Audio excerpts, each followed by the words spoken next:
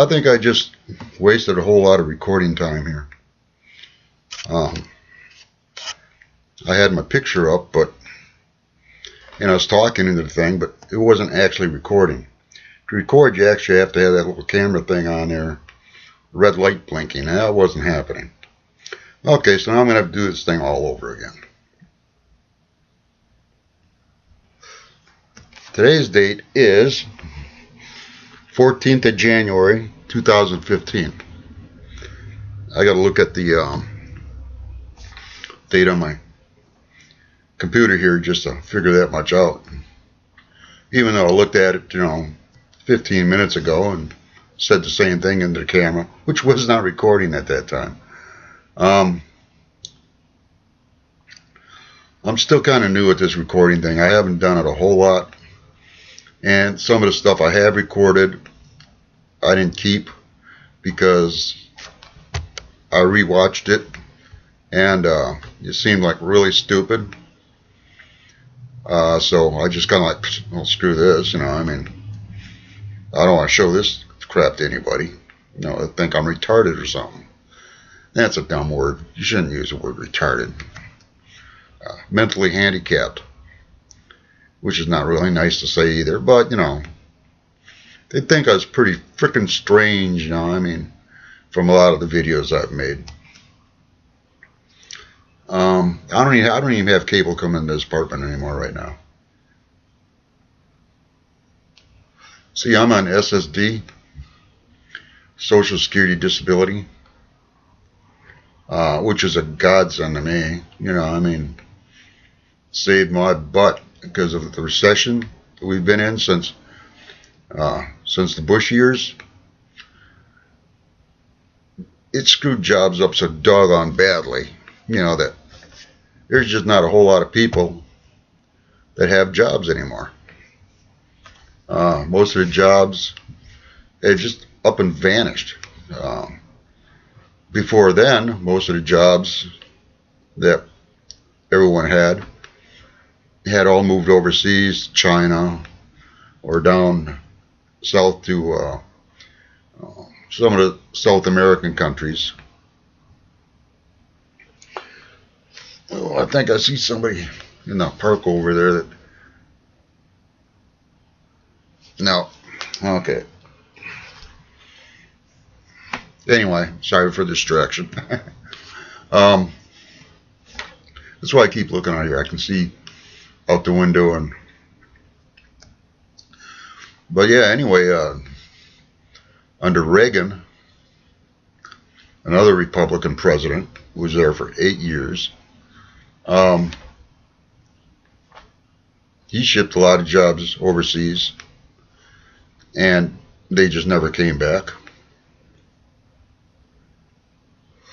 All foundry and machine shop jobs, I mean, now my dad made a real good living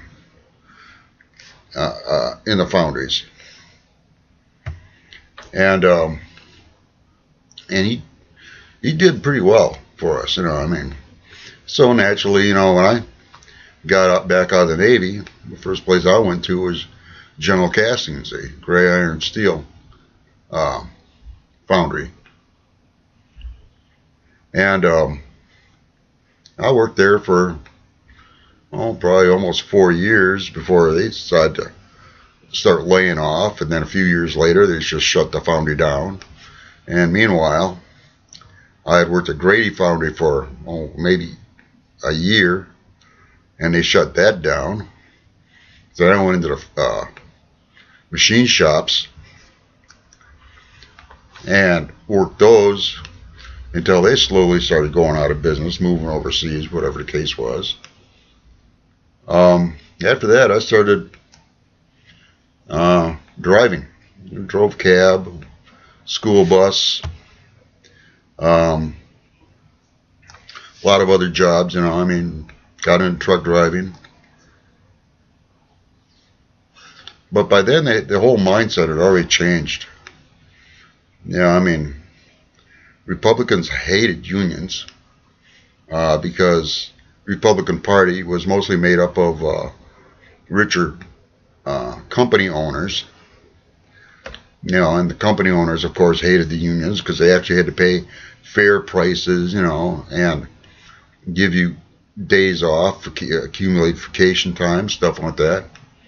That's what the unions are all about, is for the employees. They negotiate for wages, and they negotiate time off, and they negotiate, vacation time, stuff like this. Or the companies, they would just assume, be slave owners. Just work your butt off,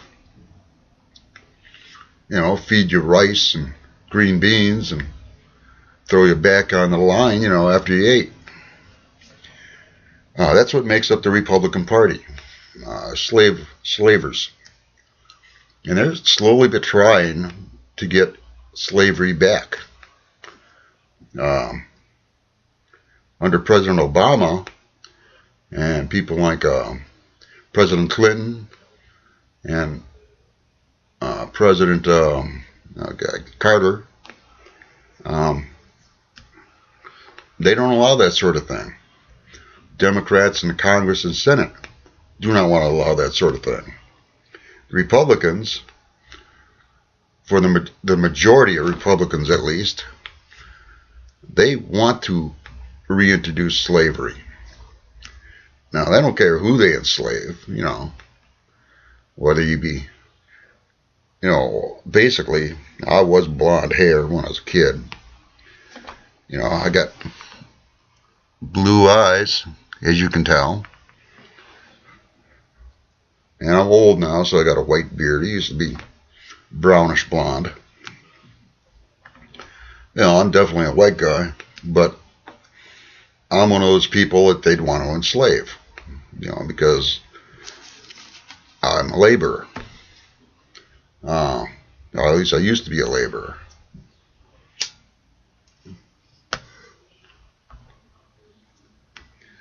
And Republicans want to own people. They don't want to give them health benefits. They do not want people to make good money.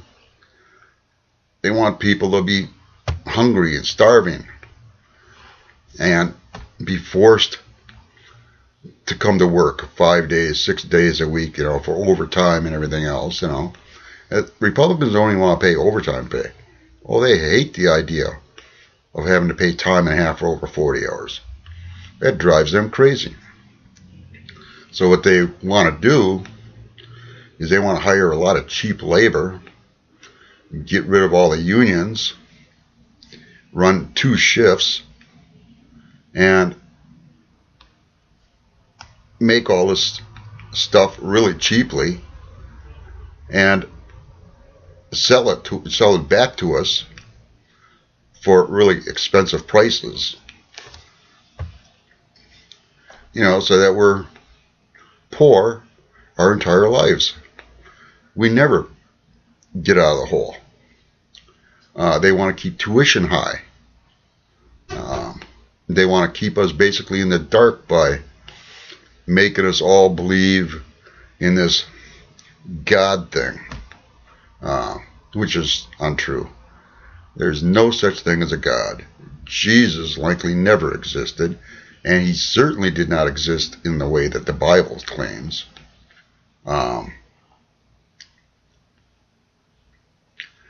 It's just, Republicans want to control people. And most Republicans, I think, are probably atheist. But they will never admit that, because they use Christianity to control the masses.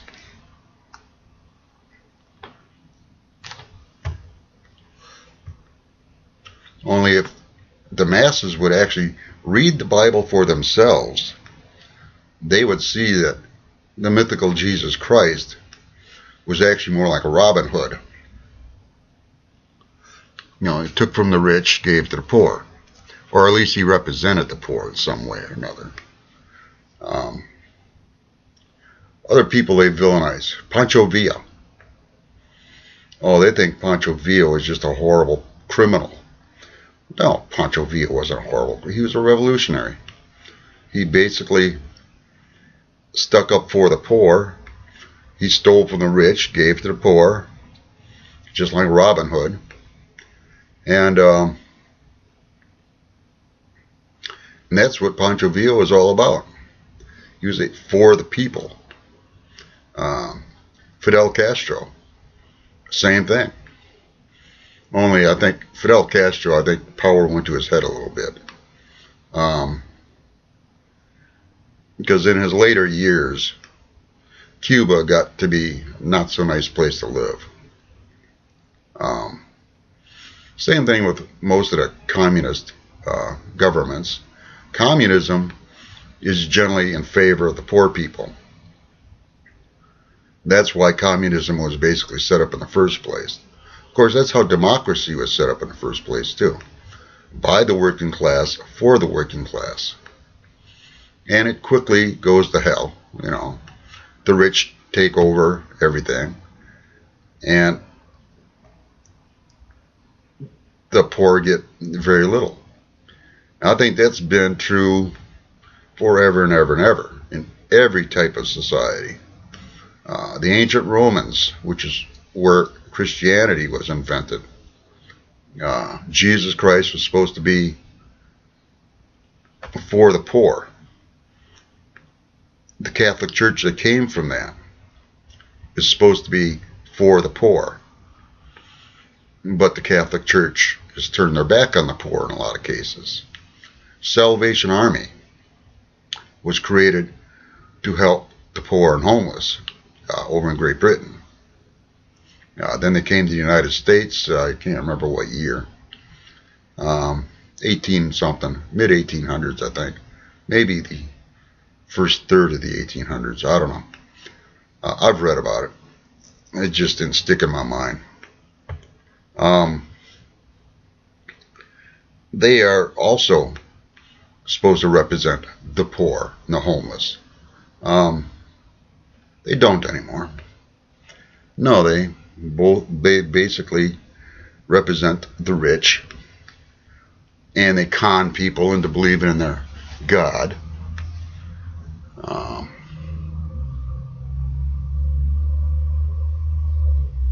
And it's all a hoax, is what it is. You know, there's no gods.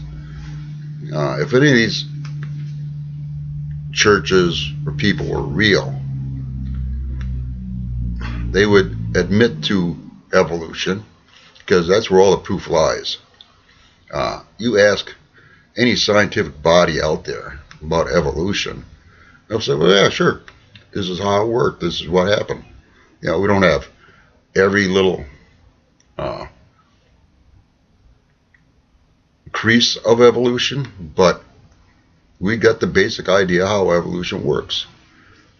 You know, and that is where life was created in the warm volcanic waters of the planet in the oceans, and eventually, you know, filled the oceans with life, you know, fish, some mammals. Well, first all the plants, of course, came about, then fish, some mammals, and these mammals started crawling up on land, and the more they crawled up on land, the more they evolved into other creatures. Some of them climbed up trees, others burrowed into the dirt, you know, and they ate fruit and vegetables, and some of them decided to start eating each other. You know, so that's where you get the vegetarians, the omnivores, and the carnivores. And we're still mixed up in that stuff today. Canids are mostly carnivorous, but I'm sure anybody who's ever owned a dog before has seen a dog chew on grass and eat grass. That is where they get their vegetable matter from. It's not real difficult to figure out. But the very idea of Noah living for over 800, almost 900 years, leading the Jews out of Egypt I don't know if they were even Jews at that point in time.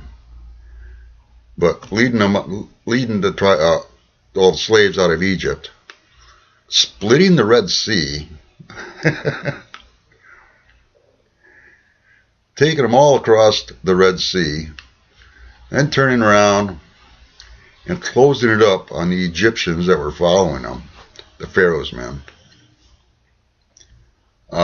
is ridiculous. You know, it's fairy tale, pure fairy tale. And then a number of years later, a couple of centuries later actually, this same Noah built a big boat, gathered up all the people of the world, or gathered up all the animals of the world actually. He only gathered up his own family. His sons, their wives, his wife. And how many wives did he have actually? I mean, the man lived to be almost 900 years old. How old were his kids? How old was his wife? The Bible never gets into that sort of stuff. And Christians, Christians never seem to think to ask those sort of questions. You know, I mean, they just, oh, yes, Father. Yes, Minister. Of course it happened that way. We believe. Oh, yes. I mean, you talk about sheep, you know, and let's send these sheep to the slaughter. Okay? They are ridiculous people. Now, these are the same people. I was married to 3 different Catholic women. Married and divorced, you know. Completely legally, you know. I married one, divorced her. Married the second one, divorced her. Married the third one, divorced her. You know, but I was married 3 different times. And all 3 of these women believed in ghosts. Ghost. Like on Ghostbusters, you know. Dead people whose life force or whatever was still in the here and now on Earth. My last wife, Terry, we lived over just actually a couple blocks south of here. And she used to talk to me all the time. You know, every time the house creaked or something like that, you know. But, do you hear that? I told you, this place has got a ghost. Yeah, sure, Terry. Okay, fine, whatever. I never wanted to argue. In fact, sometimes I even had fun with it, you know. Yep, must be the ghost. You know, it can't be any other explanation, like maybe the ground is just shifting a little bit, you know, because of frost or something on that order. Must be a ghost. You know, sure. Or the wind blowing up against the house, you know, and things shift maybe a 1/16 of an inch, you know, and there's a little bit of a crack or a boom or something, you know, from the boards and the floorboards and the ceiling, stuff like that, you know, and I'm watching school buses. You know, but it can't be that, no. It has to be a ghost.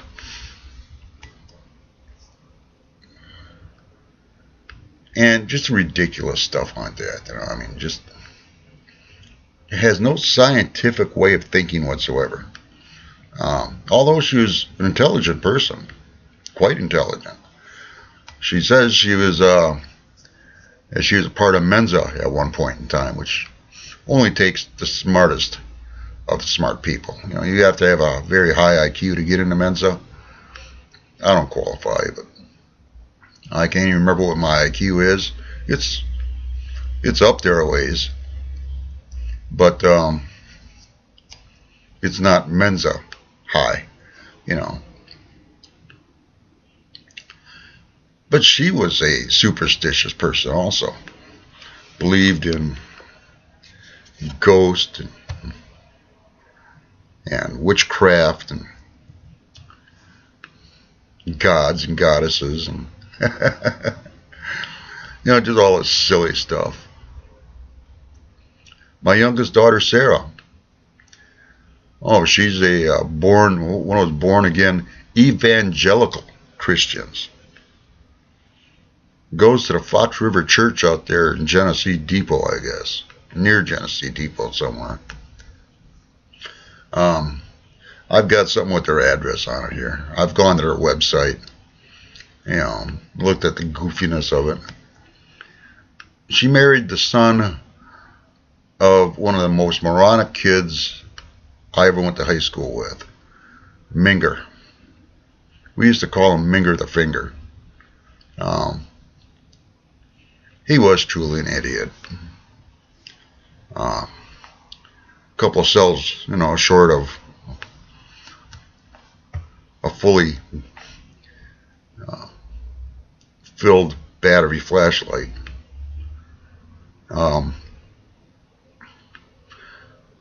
Not one of the smartest people I've ever met in my life. But he's bought this Christian thing, hook, line, and sinker, and he made sure his son or sons believed this crap too. He married a woman who believed it, probably from the same church or something, who knows. They convinced my daughter that it's true, and now she's gone to college, and she believes all this crap.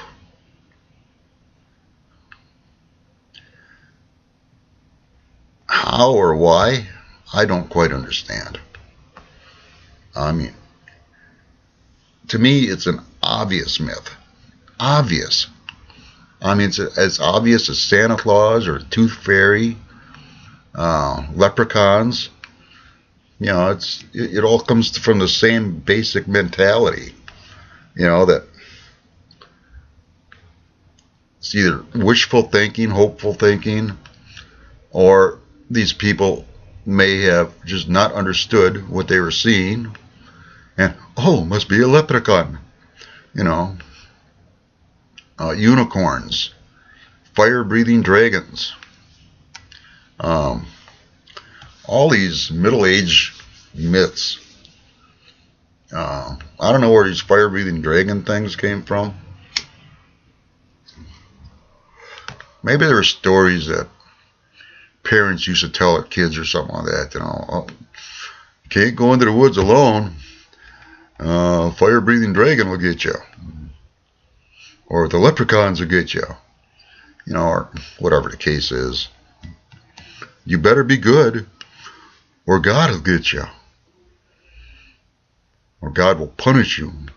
He's a very good God, but he punishes children who don't obey their parents.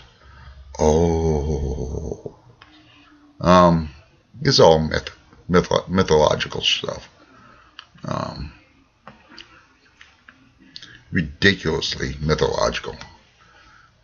Santa Claus. Rudolph the Red-Nosed Reindeer. Sure.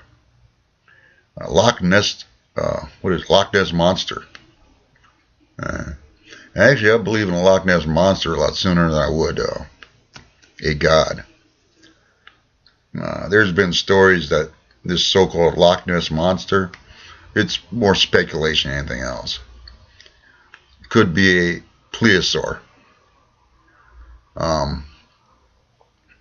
How this plesiosaur, this line of plesiosaurs survived all these years with nobody but a few different people in Scotland seeing it. Who knows? But there is also an idea that up in upper state New York, there is another one up there. Now, you got to figure that a lot of these stories come from the desire to attract people to their area for tourism. Oh, Martha, my dear, let's go up and watch Lake whatever, see if we can see the Loch Ness Monster or that thing in upper state New York, whatever. You know, or let's go out to Montana, go Bigfoot hunting. No, sure, yeah, right. Now, this is going to make a lot of freaking sense to anybody. Okay, I see a guy with a bicycle over there walking through the park. There's a lot of basically very poor people, some homeless people that live here in Waukesha since the financial crash of the late 90s under the Bush administration in the early 2000s. Now all got backpacks, some have bicycles, a lot of them just walk around. They sleep at the Salvation Army, some may go up to the hospital. Others, I believe, are living just on the other side of Moreland Boulevard. There's a woods back there, and they may get like pallets and stuff like that and construct little